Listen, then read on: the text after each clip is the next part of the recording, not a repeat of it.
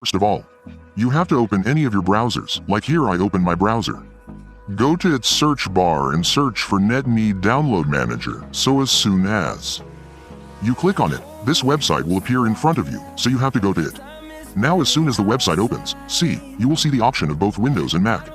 Because the software is available for both, so I am running Windows, so I will click on Windows. So brother, here I will click on Windows, like when I click on Windows, I get it set up here, so I download it from there. So after the download is done, I will tell you what to do. Now after the download is done, you will get it set up. You have to double click on it. So look brother, this is already installed for me, so this will appear like this for you. Nothing like this will appear for you, so I will say yes here. I have ticked on this here. Next install it here. Let's do it.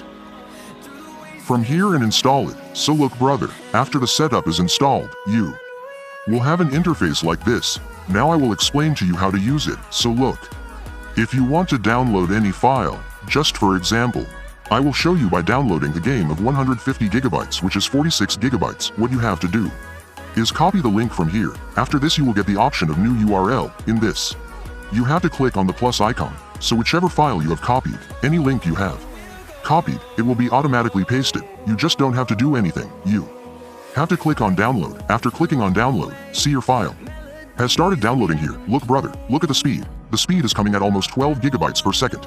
Your game will be downloaded here in 3 to 3 hours. So brother, it is very good. Go in.